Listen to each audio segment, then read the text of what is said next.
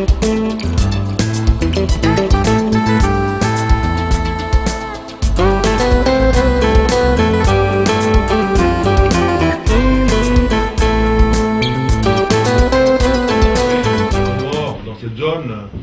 Indiens, nous sommes infestés par les pirates venant de Somalie. Et ces pirates, les Comores, nous avons payé un prix, puisque un bateau comorien a été pris en otage. On vient de libérer le bateau et ses occupants. Il y a eu un mort comorien. Pour ces motifs, les Comores avons jugé opportun d'exiger que dans le transport inter-îles, qu'on impose que toute personne désirant se rendre d'une île à une autre de se munir d'une pièce d'identité. Pourquoi? Pour qu'on soit certain de l'identité de ceux qui voyagent entre les îles, et au cas où il y aurait péril ou piratage, mais au moins qu'on identifie l'identité des personnes. La France a pris cela comme étant un moyen pour nous d'empêcher les expulsions des Comoriens de Mayotte. En exigeant cela, pour Paris, on refuse qu'on expulse des Comoriens de Mayotte. Mais de toute façon, même si c'était le cas, on ne fait que se conformer au droit international, puisque c'est de cela qu'il s'agit actuellement dans le monde entier. Il s'agit de droit international et il s'agit justement de respect du droit international. Alors nous, sanctionner les Comores parce que nous avons observé le droit international qui dit que Mayotte est comorien et que nous refusions qu'un Comorien résidant ou désirant s'y rendre à Mayotte soit traité comme étant un immigré dans son propre pays, eu égard au droit international. Et pour cela, je viens d'apprendre avec beaucoup de regrets et même d'indignation, je dirais, que Paris, en tout cas hier, l'ambassadeur de France a sorti un communiqué. Et il dit que désormais, les officiels comoriens n'auront plus droit à ce sésame nous permettant de venir en Europe. Il faut que Bruxelles, l'Europe, sache que les officiels comoriens n'auront plus droit de s'y rendre en Europe. Parce que l'ambassadeur de France a décidé ainsi, par mesure de rétorsion. Bon, est-ce que l'Europe cautionne aujourd'hui la politique française? Est-ce qu'aujourd'hui l'Europe accepte qu'un officiel comorien ne puisse se rendre à Bruxelles ou dans les pays Schengen? Ou alors la France n'a pas compris qu'elle était investie aussi d'une mission extraordinaire qui est celle de représenter l'Europe là où aucun autre pays est représenté. Je trouve ça regrettable parce que j'aime la France, les Comoriens aimons les valeurs françaises, aimons la France, mais parfois on n'est pas d'accord avec quelques positions du gouvernement français. Mais ce n'est pas parce qu'on défend les Comores qu'on est anti-français. Et nous nous décomplexons complètement et on refuse ce que certains fonctionnaires français veuillent nous inculquer, qu'en défendant les Comores, en disant non à la politique du gouvernement français sur la question comorienne, là on est anti-français. Et bien sûr, certains fonctionnaires français s'attellent à vraiment faire passer cette conviction et en tout cas l'alimentent en permanence pour créer un complexe chez le Comorien, ne pas dire que ce que fait le gouvernement français est contraire au droit international, est contraire à l'éthique et à la morale, tout simplement. Il y a une unicité de culture, de civilisation, de religion, donc, et que au fond, dans l'entendement de tout le monde, c'était le peuple comorien, puisqu'il n'a jamais été question de plusieurs qui allaient être consultés. Et ils ont parlé de peuple, plusieurs mettant un S, mais que nous contestons. D'ailleurs, population. L'Union africaine, les populations. D'ailleurs, l'Union, il n'y a jamais eu de référendum organisé en France où on consulte les populations de Corse, les populations de Bretagne et de Paris. D'ailleurs, quand on consulte, c'est une population qu'on consulte, et non pas plusieurs populations. C'est de par cet artifice qu'on s'appuie en disant que les Mahorais n'ont pas voulu être indépendants, mais qui, juridiquement, politiquement, ne tient pas. Bien sûr, les essayistes, j'allais dire même les révisionnistes, ils disent oui, mais Mayotte a été vendu par un roi à l'époque à la France, et que la France, c'est vrai dans les faits, mais ce que ces gens oublient de dire, c'est que ce fameux roi qui aurait cédé à la France Mayotte, il s'appelle Andrian Ansoul. Et Andrian Ansoul n'est pas du tout un nom comorien. C'est un usurpateur malgache qui a fui Madagascar parce qu'il avait commis un méfait grave, poursuivi, il a atterri à Mayotte, et c'est ainsi que la France s'est fait duper, et elle s'est fait vendre une île par un usurpateur qui n'avait aucune qualité pour céder une île. Et quand on parle de l'histoire, maître, pour vendre, il faut bien être détenteur du corpus, mais de l'animus. Oui. Certes, il avait le corpus, mais l'animus, il leur faisait défaut puisqu'il était usurpateur. Donc il ne pouvait, donc cette vente, cette cession, est frappée d'une nullité, non seulement juridique, mais sur le plan historique, elle ne peut pas tenir. Monsieur le ministre, si vous permettez. La question porte également sur le référendum et le passage de territoire à département. Et donc, en réalité, en fait, j'essaie simplement de traduire un petit peu la situation en termes belgo-belges. On a aussi une situation très sensible avec des volontés de population qui peuvent apparaître comme divergentes. Et donc, je me pose la question à l'égard de la situation que vous rencontrez.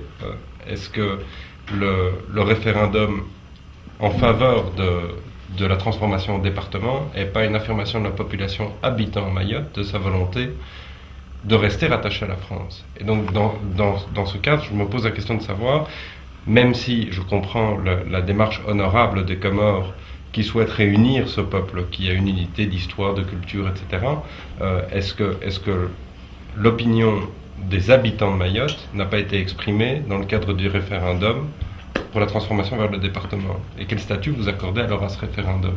Je suis extrêmement légaliste. Les Comores l'ont toujours été. La résolution des Nations Unies du 22 novembre 1976, elle a été limpide. La résolution, elle a indiqué que toute consultation ultérieure est nulle et non avenue. Voilà ce que disent les Nations Unies.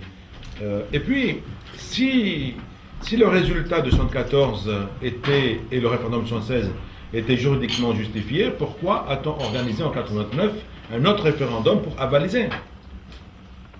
On l'a fait a posteriori pour justement donner un corpus légal, parce que les précédents n'étaient pas suffisants. Mais ce qui est grave, c'est que pendant 30 ans, la France et l'Europe ont investi 1 milliard par an pour enrichir Mayotte. Écoutez, si vous enrichissez artificiellement cette population, vous leur dites, regardez vos voisins, ils sont pauvres, alors qu'eux, ils ne sont pas riches parce qu'ils ont travaillé, mais ils sont riches parce que le contribuable français et européen a investi. Bien entendu, c'est un oui à l'enrichissement de Mayotte. Mais c'est pas vrai, c'est pas un oui de cœur. Moi, j'ai des sœurs mahoraises, des demi-sœurs, pour parler français, mais chez nous, c'est des sœurs. Et eux, ils sont contre la départementalisation. Mais c'est des sœurs, de même père, voyez-vous. Mais bien sûr que certains, quand on a déstabilisé les Comores par Bordenard pendant 30 ans, pour que justement les Comores n'aient pas cette stabilité nécessaire au développement économique, quand on a déstabilisé volontairement les Comores pour entretenir cette situation fragile économiquement, et à côté, de par la stabilité offerte par la France et le maintien illégal de la France, on enrichit Mayotte. C'est très simple, les Mahorais se disent, écoutez, on va à l'école gratuitement, on se fait soigner gratuitement, les infrastructures tout est gratuit, on vit auprès de la princesse. Bon, bien entendu, ça biaise le résultat dans le référendum. Je suis certain que si les Comores avaient eu une stabilité, que si on n'avait pas sciemment déstabilisé, en tout cas en écoutant ce que dit aujourd'hui Michel Rocard, je pense que le sort serait différent aujourd'hui, et je crois, hélas, je commence à croire que les réseaux france-africains ont accompli son œuvre en déstabilisant sciemment les Comores pour donner un motif valable à la départementation de Mayotte. Ce qui se passe aujourd'hui, le référendum de 2009 qui a avalisé, c'est pour moi la résultante d'une politique france-africaine qui avait été initialement pensée, réfléchie, mise en œuvre pour l'aboutissement du référendum de 2009. Le lien de causalité, on ne peut pas s'empêcher de l'établir entre cette volonté de déstabiliser d'une part et cette volonté d'enrichir pour stabiliser Mayotte de l'autre côté. C'est vrai qu'il n'y a que 70 km qui séparent Anjouan, une des îles comoriennes, à Mayotte. 70 km. Allons-nous accepter, sincèrement, qu'à 70 km, le PIB par tête d'habitant soit 30 fois plus à Mayotte qu'à Moroni? Mais ce PIB ne découle pas d'une richesse propre, mais c'est de contribuables européen qui finance ce décalage. Allons-nous accepter cela? Si les Mahorais étaient plus travailleurs que les autres frères, bon, je pourrais comprendre. Mais cet argent vient de vous. C'est vous le contribuable européen qui financez Mayotte. Consultation ultérieure et nulle et non avenue, il y en a eu une, donc vous avez une base juridique. Mais il n'y a pas que ça, il y a d'autres raisons également, vous savez, d'autres motifs.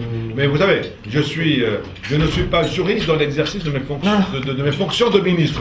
Donc j'ai préféré, avec le gouvernement, confier à des juristes cette tâche pour voilà examiner. pourquoi le gouvernement des Comores ne porte pas plainte devant une juridiction internationale?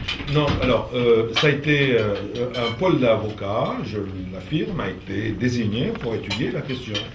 Et pour porter plainte devant justement, quelle juridiction? il appartient aux juristes de nous éclairer. Vous savez, on ne voudrait pas non plus agir n'importe comment. Non, bien sûr. Donnons du temps au temps, comme disait François Mitterrand. On va laisser aux juristes étudier, examiner. Ça fait combien de temps qu'il y a un pôle d'avocats qui étudie cette question? Celui qui va diriger a déjà été désigné et il a été mandaté. C'est à lui maintenant de nous présenter incessamment sous peu les avocats choisis et ils nous feront une étude très rapidement pour voir les options qu'ils vont nous proposer.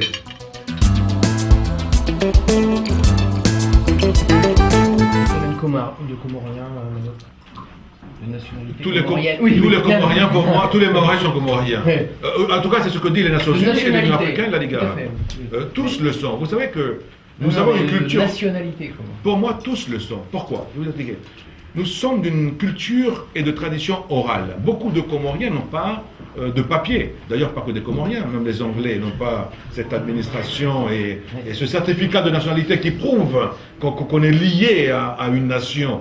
Le fait que vous viviez, le fait que vous parliez la langue, le fait que vous ayez des attaches, vous êtes considéré comme étant un national. Alors c'est le cas des Comores, à l'instar de beaucoup d'autres, comme l'Angleterre. Ils n'ont pas de certificat de nationalité, ils n'ont pas de tout ce qui est exigé dans certains pays pour prouver qu'on est Comorien. Alors tous ceux qui résident sur le sol comorien, de Mayotte ou d'ailleurs, sont Comoriens. Parce que l'État français, lui, considère qu'il y a des clandestins chez lui.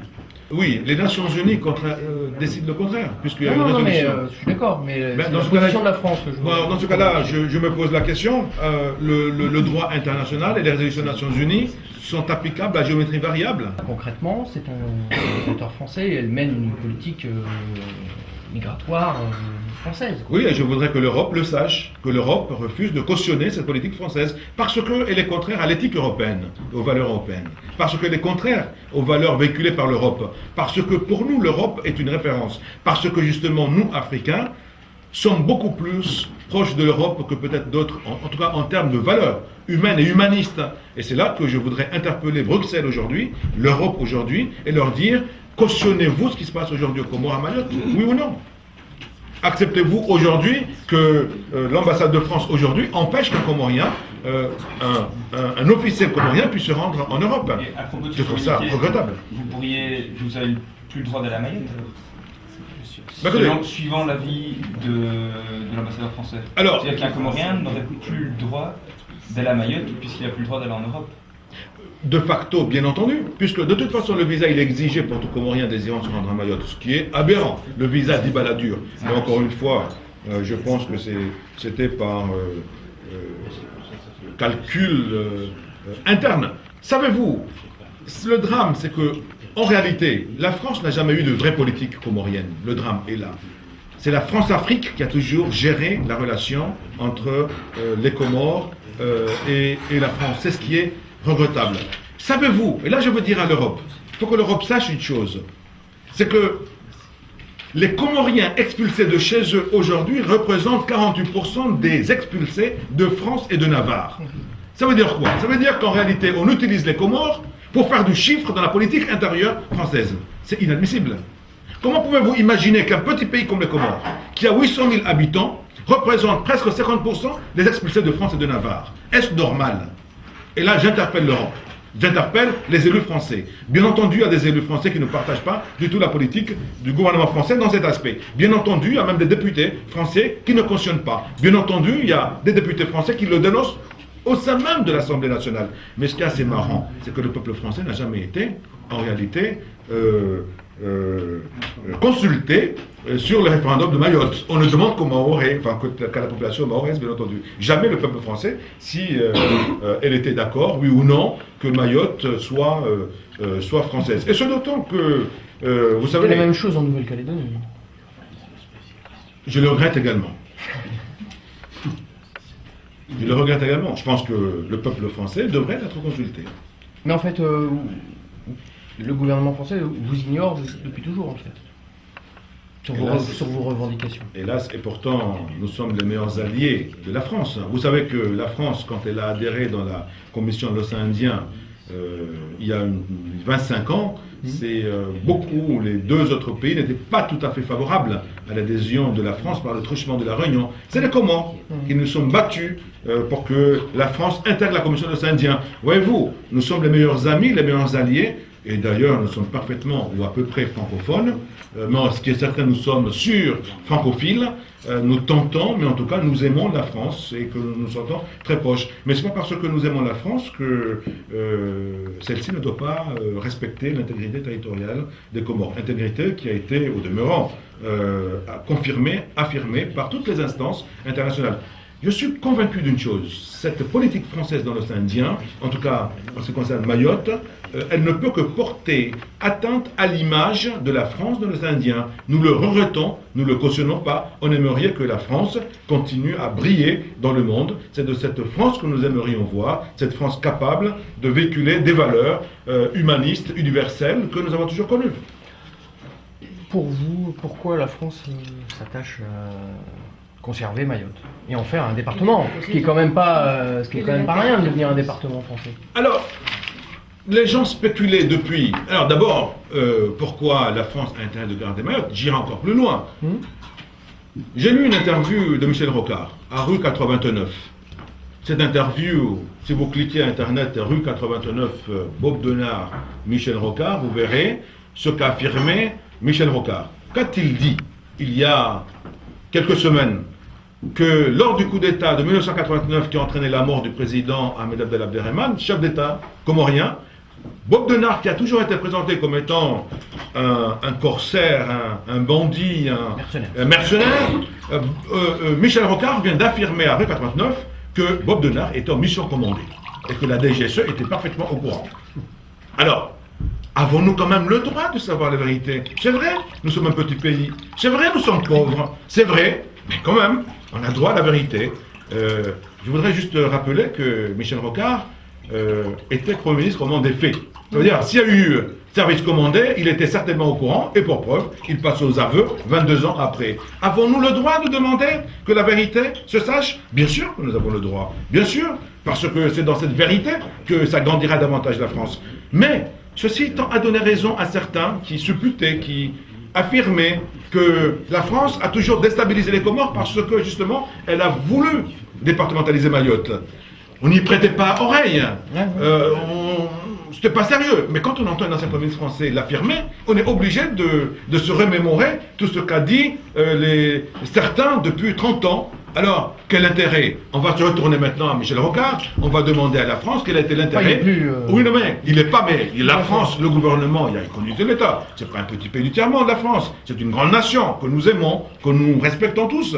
Mais quand on dit que Bob Denard est en service commandé, ça veut dire qu'il y a une raison. On ne commande pas un mercenaire pour le plaisir de le faire. Alors maintenant, c'est cette vérité que je voudrais savoir. Je voudrais savoir pourquoi, justement, avons-nous commandé à plusieurs reprises Bob Denard pour faire des coups d'État aux Comores, déstabiliser les Comores. Voilà ce lien de causalité entre l'instabilité des Comores et ce commanditaire qui vient de passer aux aveux, qui était Premier ministre au moment des faits, qui pourra éclairer et apporter la réponse à votre question.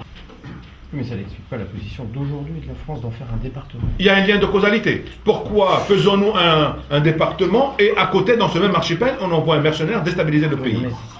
Mais aujourd'hui, quelle est voilà, aujourd'hui, c'est ça. C'est l'accès à l'océan Indien, sur les routes maritimes. Mais vous savez, les Comores, on n'a jamais représenté. Les Comores, on n'a jamais représenté une menace pour la France. Nous aimons la France. Même si la France voulait créer des bases militaires dans les 4 îles, on le fera volontiers, pourvu qu'ils rendent Mayotte, c'est tout.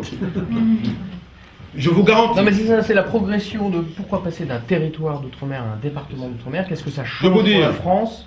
Il y a des petits intérêts, certainement, c'est la Ah, mais, France-Afrique. En tout cas, vous êtes à Bruxelles pour... vous avez rencontré des gens de l'Union Européenne pour dénoncer tout ça?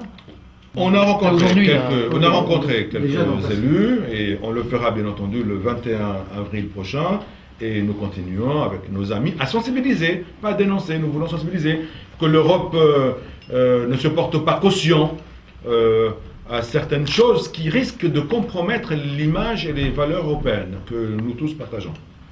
Et moi, comme j'aime la France, je voudrais que la France continue à briller dans le monde et voilà. Et voilà pourquoi je recommande à ce que la France revise sa manière de faire aux Comores et que la France ait une réelle politique africaine, enfin, pardonnez-moi, une réelle politique comorienne, chose qui n'a jamais été le cas. Ça a toujours été des officines de Paris qui ont géré la coopération entre la France et les Comores et je le déplore. Je voudrais que la France élabore une vraie politique comorienne et qu'il y ait une clarté et que demain on ne vienne pas nous dire, comme l'a fait Rocard, que nous avons telle chose parce que, voilà, on voudrait que les choses désormais soient claires et que nous agissions en parfait partenariat puisque nous croyons en la France et en ses valeurs. Est-ce qu'il y a des migrants africains qui arrivent aux Comores ici? Oui, il y a eu même des criminels de guerre de Burundi et de Rwanda qui sont venus aux Comores et sont partis à Mayotte, bien accueillis, bien entendu. Il faut savoir une chose, que les Africains... Oui, absolument. Il faut savoir une chose, c'est que les autres nationalités, quand ils vont à Mayotte, sont bien accueillis. Mais quand c'est les Comoriens, comme on veut refouler les Comoriens, on les maltraite. Vous savez, il y a même un tribunal un tribunal français qui a condamné les prisons mahoraises pour mauvais traitement. Et ça, il faut que les gens le sachent. Il faut que l'Europe le sache. Que dans une terre occupée par la France, il y a des maisons d'arrêt où le respect, la dignité humaine n'est pas assuré. Et ça... le centre de rétention aussi. Et les centres de rétention, absolument. Et ça, l'Europe doit le savoir. Il y a un devoir de vérité. Et il faut que l'Europe le sache. Les droits de l'homme ne peuvent pas être à géométrie variable. La valeur humaine, elle est liée à la nature de l'être humain. Et non pas à sa religion, à ses origines, au lieu où il est emprisonné. Et moi, je suis scandalisé quand je vois le mauvais traitement, très souvent réservé aux Comoriens, alors que d'autres migrants, au même titre que les Comoriens, sont bien accueillis à Mayotte. Comme s'il y avait une volonté de déraciner Mayotte, alors que même le pape Benoît XVI reconnaît l'unicité des Comores, puisqu'il a nommé un évêque pour l'ensemble de l'archipel des Comores, y compris Mayotte. Merci Benoît XVI. Merci en tout cas pour l'attention que vous voudrez bien porter sur ces questions d'un petit pays de l'océan Indien, mais je suis convaincu que c'est en œuvrant pour ces valeurs du droit international, des valeurs des droits de l'homme, en véhiculant ce message humaniste, qu'on pourra ensemble bâtir un avenir meilleur. Et je suis convaincu que dans cette position française, cette France-Afrique qui n'a pas voulu accompagner la France et les Comores dans un avenir meilleur, je suis convaincu que l'image de la France risque d'être ternie. Nous le regrettons parce que je finirai par là où j'ai commencé. Nous aimons la France, mais nous aimerions aussi que la France respecte l'intégrité territoriale des Comores. Merci à vous tous, merci vraiment du fond du cœur pour tout ce que vous pouvez apporter pour éclairer l'Europe sur cette vérité parce que l'Europe a droit aussi à connaître ce qui se passe dans un pays, certes petit, certes pauvre, mais un pays qui a de la dignité.